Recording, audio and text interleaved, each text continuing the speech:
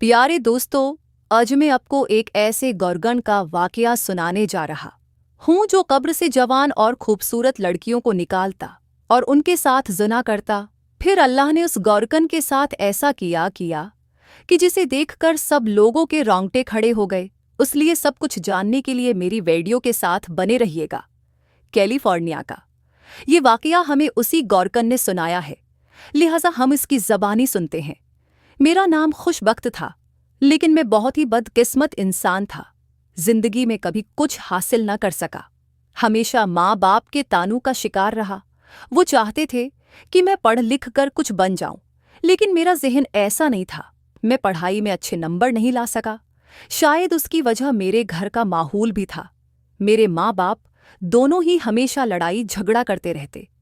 मेरा बाप एक गौरकन था और वो चाहता था कि मैं और उम्मा मिलकर कब्रिस्तान में मुफ्त की क्वार्टर में सुकून की जिंदगी गुजार सकें और यही मैं अच्छी तालीम भी हासिल कर लूं। लेकिन उम्मा को कब्रिस्तान में रहते हुए खौफ होता था। इम्मा बार बार गांव जाने की जद लगाए रखती। इसी बात पे घर में हर वक्त लड़ाई झगड़ा होता रहता। अबा की जद और गुस्से के आगे उम्मा मजबूर हो जाती, लेकिन मार पेट करके अबा का गुस्सा मुझ पर निकाल देती। उम्मा मेरी सगी माँ थी, लेकिन जब मारने पर उतती तो मुझे नील नील कर देती। उम्मा को लगता था कि मेरे मुस्तकबल की वजह से अबा उम्मा को गांव नहीं जाने देते, जबकि उम्मा का घर पास गांव में ही था। उनको ये जिंदगी बिल्कुल अच्छी नहीं लगती थी, जबकि उबा चाहते थे कि मैं यहीं पढ़ूं लिखूं और फिर किसी काबिल बन जाऊं तो हम हमेशा के लिए शहर में ही रह जाएंगे। मगर न ही मैं पढ़ लिख सका और न ही उम्मा के अजाब से बच सका।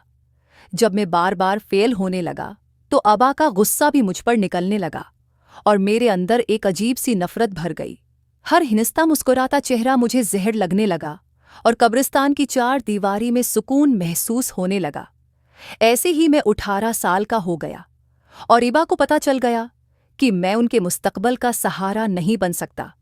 वो मुझे अफसर बनना देखना चाहते थे और अब ये मेरे लिए बिल्कुल नामुमकिन था। इसलिए एक दिन अबा कहने लगे कि मैं रिटायर हो रहा हूँ, मेरी उम्र हो गई है, अब ये मेहनत मशक्कत का काम मैं नहीं कर सकता। इसलिए अगर तुमने कुछ करना है तो फिर मेरी जगह संभाल ले। अबा की बात सुनकर उम्मा के तन बदन में आग लग गई। उम्मा कहने लगी, उसकी वजह से तो तुमने सारी जिंदगी मुझे उस कब्रिस्तान में झोंक दिया, फिर अब चाहते हो कि बाकी की जिंदगी भी हम उसके साथ यहीं गुजार दें। मुझे अभी इसी वक्त गांव वापस जाना है। उम्मा ने ऐसा हंगामा खड़ा किया कि अबा ने अपनी जिम्मेदारियां मुझे सौंपी और खुद उम्मा को लेकर गांव चले गए। मैंने बचपन से गोरकन का काम देखा था, इसलिए मेरे लिए यह काम मुश्किल नहीं था। मैंने आसानी से उबा का काम संभाल लिया। शुरू में तो सब कुछ ठीक था, लेकिन फिर धीरे धीरे मैं जवान लड़कियों की मीतों को कब्रों में उतारता और उन्हें उतारते हुए मेरे दिल के जज्बात बदलने लगे। मेरे दिल में बहुत सी ख्वाहिशात सर उठाने लगी। मैंने हमेशा से कब्रिस्तान की वीरान जिंदगी देखी थी। अब मुझे अपनी जिंदगी में कुछ रंगीनियां चाहिए थीं। शायद यही मेरी जवानी का तकाजा था। मेरा रिश्ता बचपन से ही मेरी खाला की बेटी से तय हो चुका था, तो मैंने अपनी माँ से शादी की बात की और कहा, खाला से बात करें तो पता चला खाला ने तो उसका कहीं और रिश्ता तय कर दिया है, क्योंकि उन्हें एक गौरकन से अपनी बेटी की शादी नहीं करनी।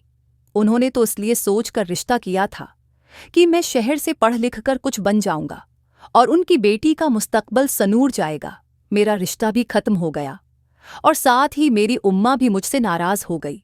सायरा का रिश्ता किसी और से हो गया था। ये सुनकर मेरे तन बदन में आग लग गई थी। मैंने बहुत मुश्किल से कुछ दिन की छुट्टियां हासिल की और गांव पहुंच गया। खाला ने तो सीधे मुन्ना मुझसे बात तक न की, अलबत्ता उनसे छिपकर सायरा मुझसे मिलने आई थी। वो भी मुझे पसंद करती थी, लेकिन अपनी माँ के आगे हार गई थी। मैंने जबरदस्ती इस रिश्ते के लिए उसे कायल करना चाहा, लेकिन वो न मानी। उसने खुद ही मुझसे अपना दामन छुड़ा लिया। वो भी सारी जिंदगी कब्रिस्तान में नहीं रहना चाहती थी। मैं पूरी तरह हार कर शहर वापस लौट आया। मैंने सोच लिया था कि अब मैं कभी पलटकर गांव नहीं जाऊंगा। मैं तन्हा ही कब्रिस्तान में सारी रात करूटें बदलने लगा। मुझे इस बात पर यकीन हो गया था कि मुझ जैसे इंसान से कोई लड़की शादी नहीं करेगी। ऐसे ही एक रात कब्रिस्तान का चुक्र लगा रहा था कि मैंने देखा एक कफन चोर ताज़ा कब्र खोद कर कफन चोरी करके भाग गया। मैं उसे न पकड़ सका, मगर जब कब्र के पास पहुंचा तो मुझे याद आया कि शाम को जो मैंने एक जवान लड़की के लिए ये कब्र तैयार की थी, कफन चोर ने एक तरफ से कब्र खोल दी थी। खुली ही कब्र को देखकर मुझ पर शैतान गालिब आया। उसलिए बना सोचे समझे मैंने वो गलत हरकत कर दी जिसकी हमारे उस मजहब में कोई गुंजाइश नहीं। ये वो पहली बार थी जब मैं दायरा इस्लाम से खारिज हो गया था। मैं एक जानी बन गया था, लेकिन गुनाह इंसान को इतना सख्त दिल कर देता है कि फिर उसे अल्लाह पाक का खौफ भी नहीं रहता। उसलिए उन्हें वाली जिंदगी में मैं इस तरह की हरकतें करता रहा। मेरे दिमाग पर यह बात सवार हो गई थी कि एक गोरकन को कोई बेटी नहीं देगा, तो फिर मैं क्यों दूसरों की बेटियों की इज्जत को बख्शूं। जब भी किसी जवान लड़की की मैयत थी तो मैं उस रात उसकी कब्र में दाखिल होता और उनसे गलत हरकत करके खुद को खुश महसूस करता। मुझे पकड़े जाने का कोई खौफ नहीं था, क्योंकि इस कब्रिस्तान में मैं अकेला गौरकन था और ये कब्रिस्तान शहर से थोड़ा हटकर था, इसलिए रात के वक्त यहाँ ज्यादातर कोई नहीं होता था। ये भी एक ऐसी ही रात थी, सर्दी का राज था और मैं चारपाई पे लेटा अपनी किस्मत को कोस रहा था, क्योंकि मैंने ये बात अपने ज़हन दिमाग में बैठा ली थी कि मुझे सारी उम्र अकेले ही रहना है। मैं अभी यही सोच रहा था कि मेरे क्वार्टर का दरवाज़ा ज़ोर ज़ोर से बजने लगा। मैं कब्रिस्तान के कोने में ही रहता था, इसलिए जो भी रात के इस पहर होता वो सीधा मेरे क्वार्टर में पहुंच जाता। जब दरवाज़ा दोबारा से बजा तो मैंने उठकर जल्दी से दरवाज़ा खोल दिया तो मेरे सामने एक आदमी खड़ा था। उसके चेहरे पर बहुत ज्यादा परेशानी थी और गोद में चादर में लपटा हुआ एक वजूद, जिसे उसने बहुत मुश्किल से अपने बाजों में उठा रखा था। जिसने मुझसे अंदर होने की इजाज़त मांगी तो मैंने इनकार न किया और उसे जगह दी, तो उसने मेरी चारपाई पे चादर में लपटा हुआ वजूद उल्टा दिया, जो पूरी तरह ढका हुआ था। तो मैं हैरत से देखने लगा। इतने में समझ गया था कि वो कोई लड़की है, लेकिन वो इस तरह चादर में लपटी हुई क्यों है। मैंने सवाली नज़र से इस आदमी की तरफ देखने लगा। उसने जेब से नोटों की एक गड़ी निकालकर मेरे हाथ में रखी और कहने लगा, मेरे पास ज्यादा वक्त नहीं है, मुझे दूसरे शहर जाना है, तुम उसकी तदफीन का इंतजाम कर दो। इतने सारे पैसे देखकर मेरी आंखें खुली की खुली रह गई। कम से कम 2-3 लाख रुपए तो थे ही, जिससे मेरे बहुत से खर्चे पूरे हो सकते थे। मैंने जल्दी से वे नोट अपने हाथ में पकड़ लिए और तजस्सुस के मारे उससे पूछने लगा, ये कौन है और उसका इंतकाल कैसे हुआ है। इस आदमी ने अजीब नज़रों से मुझे देखा और कहने लगा कि इतने सारे पैसे तुम्हें दे रहा हूं तो फिर तुम्हें परेशानी क्या है, बस तुम उसे दफन कर दो। ये मेरी कनवारी बेटी है, बस इतनी ही जिंदगी लिखवा कर लाई थी। मेरी परदेस की फ्लाइट है, आगे पीछे कोई नहीं, ये इकलौती बेटी थी, ये भी दुनिया से चली गई। अब मैं यहाँ रखकर क्या करूँगा, इसलिए मेरा निकलना ज़रूरी है। इसके कफन दफन की जिम्मेदारी मैं तुम्हारे हवाले कर रहा हूँ। फिर वो तेजी से इस लड़की की मैयत को मेरी चारपाई पर छोड़कर वापस चला गया, जो कफन में भी नहीं थी बल्कि घर की चादर में लपटी हुई थी। पीछे की तरफ मैंने पहले ही कई कब्रें खोद रखी होती थीं, क्योंकि कभी कभार रात के वक्त मीत जाया करती थी, इसलिए इस लड़की की तदफीन करना मेरे लिए मुश्किल नहीं था। मगर उससे पहले मैं उसका चेहरा देखना चाहता था। इस आदमी के जाते ही मैंने क्वार्टर का दरवाज़ा अच्छी तरह से बंद किया और आहिस्ता से चादर उस लड़की के चेहरे से हटा दी। जैसे ही मेरी नज़र उसके चेहरे पर पड़ी तो मैं पलकें झपकना भूल गया। वो बहुत हुसैन थी, इस पर से नज़र हटाना बड़ा मुश्किल था। ये लड़की चेहरे से बीमार मालूम नहीं हो रही थी, न जाने उसकी मौत के पीछे क्या वजह थी। मुझे इस वक्त वो वजह जानने में कोई दिलचस्पी नहीं थी, क्योंकि मुझ पर शैतान हावी हो रहा था। जो ही मैं उसके करीब गया तो मेरे कदमों तले से ज़मीन निकल गई। मैं खौफ से पीछे हट गया और खौफ की वजह से क्वार्टर से बाहर निकल गया था। कितनी ही देर में बदहवास इस क्वार्टर से बाहर खड़ा रहा और फिर जब मुझे होश आया तो मैं दोबारा अंदर गया और अंदर के मंजर ने मेरी जान निकाल दी।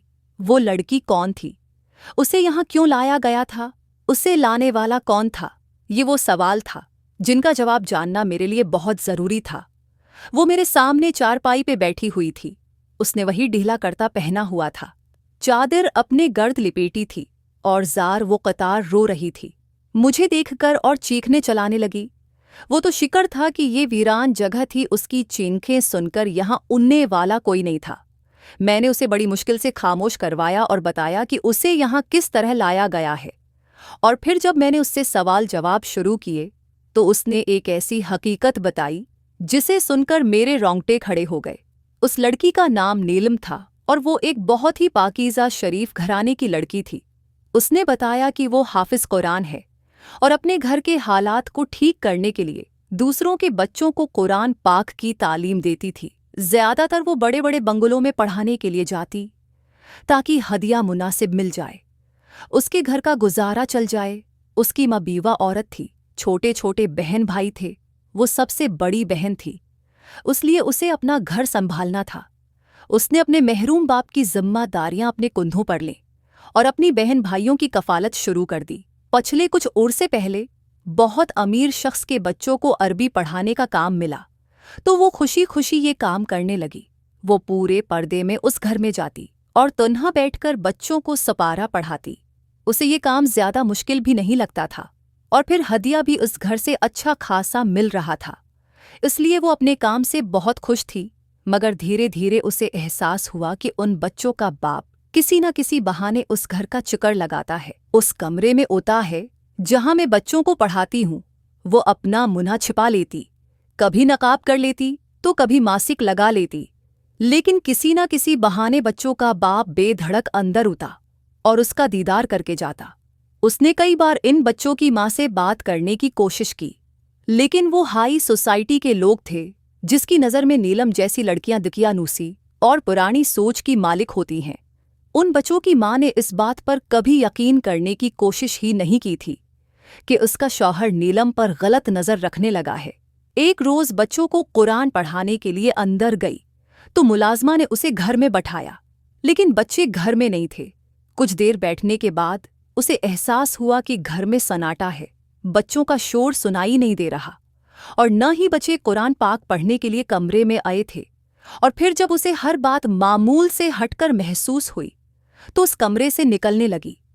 मगर उन बच्चों का बाप अचानक कमरे में दाखिल हुआ और उसने कमरे का दरवाज़ा बंद कर लिया। नीलम जान गई थी कि उसकी फितरत में क्या फतूर है, लेकिन इससे पहले कि वो शोर या हंगामा था करती, इस शख्स ने उसके मन्ना पर अपना हाथ जमा दिया।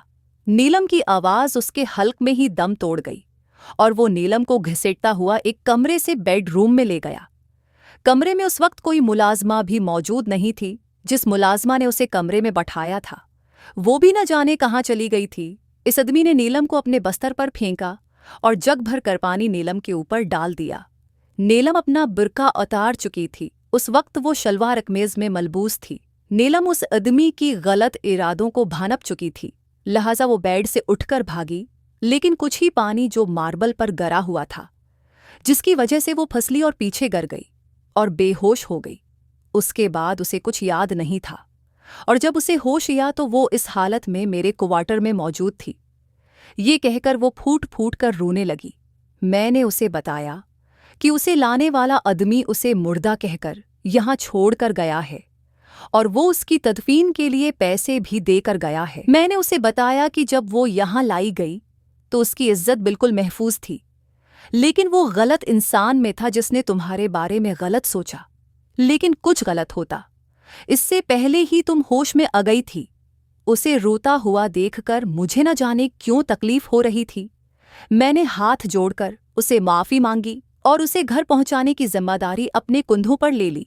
वो परेशान थी, आज ये रात हो चुकी थी। उसे अपनी बीवा माँ का बहुत ख्याल सता रहा था, इसलिए मैं उसे रात के इसी पहर उसके घर की तरफ लेकर निकल पड़ा। उसकी माँ वाकई बहुत परेशान थी और उसके गले लगकर फूट फूट कर रोने लगी। न जाने क्या वजह थी कि मैं नीलम को इस हालत में देख ही नहीं पा रहा था, इसलिए मैंने शादी की पेशकश की और बता दिया कि मैं गोरकिन हूँ और अपने माजी के गुनाहों का एतराफ़ भी कर लिया। न जाने नीलम में ऐसी क्या बात थी कि मैं खुद बखुद उसे मिलने के बाद अपने गुनाहों को बहुत महसूस करने लगा।